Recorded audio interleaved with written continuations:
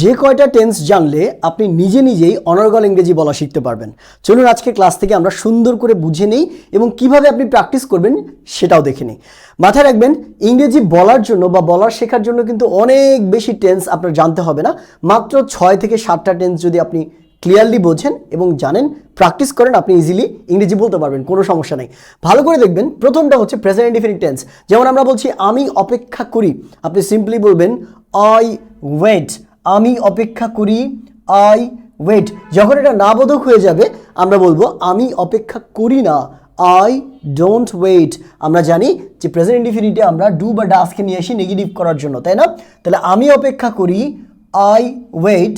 আমি অপেক্ষা করি না, আই ডোন্ট ওয়েট। আচ্ছা, এবার চলে আসি এই বাক্যটাকে যখন আপনি চলমান অবস্থায় বলছেন, প্রেজেন্ট কন্টিনিউয়াস টেন্সে, তাহলে ইনডেফিনিট তারপরে আমাদের দরকার পড়ে প্রেজেন্ট কন্টিনিউয়াসটা। যেমন আমি অপেক্ষা করছি, মানে আপনি এখন অপেক্ষা করছেন, কাজটা চলমান রয়েছে, তাহলে আপনি কি বলবেন? I am waiting. এখানে পরিবর্তনটা কোথায় ঘটে? শুধুমাত্র আমাদের এই মেইন ভার্বের আগে একটা অ্যাম ইজ আর বসাতে হয় সাবজেক্ট অনুযায়ী এবং ভার্বের সাথে অ্যান্ড যোগ করতে হয়। তাহলে আপনি কি বলছেন? আমি অপেক্ষা করছি, আই অ্যাম ওয়েটিং। আমি ভিডিও দেখছি, আই অ্যাম ওয়াচিং ভিডিও। আমি রেস্ট নিচ্ছি, আই অ্যাম রেস্টিং। এইভাবে এটা নেগেটিভটা কি হবে? আমি অপেক্ষা করছি না, আই অ্যাম নট ওয়েটিং। শুধুমাত্র নটটা লাগিয়ে দিলে কিন্তু এটা নাবোধক হয়ে যাবে। তাহলে আমি অপেক্ষা করছি, আই অ্যাম ওয়েটিং। আমি অপেক্ষা করছি না, আই অ্যাম নট ওয়েটিং। এবার দেখেন আরেকটা টেন্স আপনাদের কাজে লাগে, which is that present perfect tense. কি বলি আমরা? কোনটা দেখলাম? প্রেজেন্ট ইনডিফিনিট, তারপর প্রেজেন্ট কন্টিনিউয়াস এবং তারপর প্রেজেন্ট পারফেক্ট। এই তিনটা খুবই গুরুত্বপূর্ণ আপনার কথা বলার জন্য। দেখেন আমি অপেক্ষা করেছি, এখানে এছি, এছো, এছে, এছেন, শেষে বাংলা ক্রিয়া শেষে এগুলো থাকে। আমি করেছি, আমি খেয়েছি, আমি বলেছি, আমি শুনেছি। তাহলে দেখেন খেয়াল করে, আমি করি, আমি করেছি, আমি খাই, আমি খেয়েছি, এই যে শেষে এছি আসছে, এই কারণে এটা প্রেজেন্ট পারফেক্ট হবে। তাহলে মাথায় রাখবেন, প্রেজেন্ট পারফেক্টে আমাদের অক্সিলিয়ারি হিসেবে অ্যাম ইজ আরের পরিবর্তে হ্যাভ নিতে হয় এবং পরবর্তী ভার্বটা 3 নাম্বার হয়, ভার্বের পাস্ট পার্টিসিপল ফর্ম। তাহলে আপনি বলবেন কি? আমি অপেক্ষা করেছি, এটা হবে আই হ্যাভ ওয়েটেড। আমি অপেক্ষা করেছি, আই হ্যাভ ওয়েটেড। আমি অপেক্ষা করিনি, শুধুমাত্র নট যুক্ত করবেন, আই হ্যাভেন্ট ওয়েটেড। আমি অপেক্ষা করিনি, আই হ্যাভেন্ট ওয়েটেড। এবার প্রেজেন্ট পারফেক্ট কন্টিনিউয়াস যেটা আছে, এটা কিন্তু খুব বেশি আমাদের কাজে আসে না, আমরা খুব অল্প কিছু জায়গাতে কথা বলতে বলতে ব্যবহার করি। আপনি বিগিনার লেভেলে ওইটাকে স্কিপ করে যেতে পারেন, কোনো সমস্যা নাই। এরপর দেখেন পাস্ট ইনডিফিনিট, আমি অপেক্ষা করেছিলাম। এই যে করেছিলাম, করেছি, আপনি অতীতে কাজটা করেছিলেন, ঠিক আছে? তাহলে আই ওয়েটেড, আমি অপেক্ষা করেছিলাম, আই ওয়েটেড। আমি অপেক্ষা করিনি, আই ডিডন্ট ওয়েট। মাথায় রাখবেন, এখানে পাস্ট যখন হচ্ছে তখন ডোন্ট, এই ডোন্টের পরিবর্তে আমরা ডিডেন্ট ব্যবহার করব, কারণ পাস্ট ইনডিফিনিট নিয়ে কথা বলছি আমরা। তাহলে আমি অপেক্ষা করেছিলাম, আই ওয়েটেড। আমি অপেক্ষা করিনি, আই ডিডেন্ট ওয়েট। ঠিক আছে? ওকে, তারপরেই যেটা দরকার আপনার সেটা হচ্ছে পাস্ট কন্টিনিউয়াস, মানে অতীতে চলমান ছিল। ঠিক আছে? আমি অপেক্ষা করছিলাম, মানে আগে আপনি কাজটা করছিলেন, হচ্ছিল, চলছিল। যেমন আমরা অনেক সময় বলি না যে তুমি যখন ফোন দিয়েছো তখন আমি খাচ্ছিলাম, তুমি যখন ফোন দিয়েছো তখন আমি ঘুমাচ্ছিলাম। এই যে ঘুমাচ্ছিলাম, খাচ্ছিলাম, যাচ্ছিলাম, এগুলোকে আমরা পাস্ট কন্টিনিউয়াস বলি। আমি অপেক্ষা করছিলাম, I was waiting. Past continuous এবং প্রেজেন্ট কন্টিনিউয়াসের মধ্যে একটা পার্থক্য খেয়াল করেন, অক্সিলিয়ারি ভার্বে শুধু পরিবর্তন হয়। এখানে আমরা দেখছি যে অ্যাম ইজ আর বসে, আর এখানে শুধুমাত্র ওয়াজ ওয়্যার বসে। প্রেজেন্ট কন্টিনিউয়াস পাস্ট কন্টিনিউয়াসের মধ্যে পার্থক্য এইটুকুই। তাহলে আমি অপেক্ষা করছিলাম, আই ওয়াজ ওয়েটিং। আমি অপেক্ষা করছিলাম না, আই ওয়াজন্ট ওয়েটিং। আমি তোমার জন্য অপেক্ষা করছিলাম না, I wasn't waiting for you.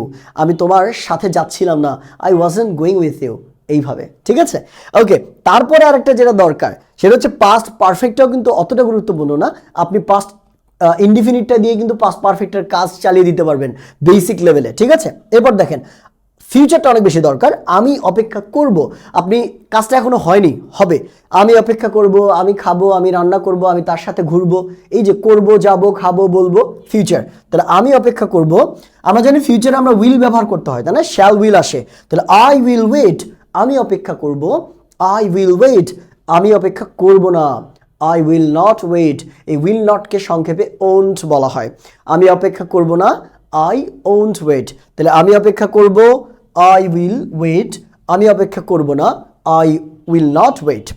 এরপর আরেকটা টেন্স আপনার জানতে হবে, সেটা হচ্ছে ফিউচার কন্টিনিউয়াস টেন্স, মানে ভবিষ্যতে কাজটা চলমান থাকবে। কীরকম দেখেন, আমি অপেক্ষা করতে থাকবো। আমরা অনেক সময় বলি না, তুমি যতদিন পর্যন্ত আমার ফোন না ধরেছো ততদিন পর্যন্ত আমি তোমাকে কল দিতে থাকবো। তো তে থাকবো কথাটা আসবে এখানে, তে থাকবো অর্থাৎ কাজ করতে থাকবো, ঘুমোতে থাকবো, খেলতে থাকবো, ক্লাস করতে থাকবো, শিখতে থাকবো, বলতে থাকবো, এরকম। আমি অপেক্ষা করতে থাকবো, তাহলে আই উইল বি ওয়েটিং। এখানে মাথায় রাখতে হবে কন্টিনিউয়াস এসে উইলের সাথে আমাদের বি যুক্ত করতে হয় এবং ভার্বের সাথে আইএনজি। তাহলে আই উইল বি ওয়েটিং, আমি তোমার জন্য অপেক্ষা করতে থাকবো। I will be waiting for you, আমি রান্না করতে থাকবো। আই উইল বি কুকিং, আমি সারাদিন ঘুমোতে থাকবো। I will be sleeping all day long. ঠিক আছে, এরকম করে। তাহলে আমি অপেক্ষা করতে থাকবো, আই উইল বি ওয়েটিং, আমি অপেক্ষা করতে থাকবো না। I won't be waiting or I will not be waiting. তাহলে আমি তোমার জন্য অপেক্ষা করতে থাকবো না, কি বলবো? I won't be waiting for you. ঠিক আছে, তাহলে এই যে আমরা কয়টা টেন্স দেখলাম খেয়াল করেন, 7টা টেন্স মাত্র। তাহলে 1 2 3 4 5 6 7, এই 7টা টেন্স যদি আপনি জানেন এবং এই ধরনের বাক্যগুলো দিয়ে যদি প্র্যাকটিস করেন, আপনি হাজার হাজার বাক্য নিজে নিজে তৈরি করে ফেলতে পারবেন। এবং আপনি বেসিক কথা বলার জন্য, মোটামুটি কাজ চালিয়ে নেওয়ার মতো কথা বলার জন্য এই 7টা টেন্সই এনাফ, এর বেশি দরকার নাই।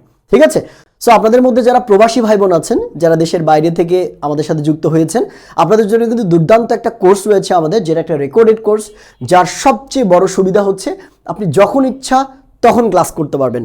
টাইম নিয়ে কোনো ধরাবাধা নিয়ম নেই, অর্থাৎ রেকর্ডেড হওয়ার ফলে আপনার ইচ্ছা মতো আপনি ক্লাসগুলো করতে পারবেন। আর এই সাপোর্টটা আপনি লাইফ টাইম পাবেন, যতদিন ইংরেজি শেখেননি ততদিন কিন্তু আমাদের সাথে ক্লাসগুলো করতে পারবেন। এবং এইটার কিন্তু অলরেডি ভর্তি চলছে আমাদের। আপনি দ্রুত ভর্তি হওয়ার জন্য আমাদের হোয়াটসঅ্যাপ নাম্বার আছে, হোয়াটসঅ্যাপে মেসেজ করতে পারেন অথবা আমাদের পেজে মেসেজ করতে পারেন। দেখা হবে কোর্সে। আল্লাহ হাফেজ।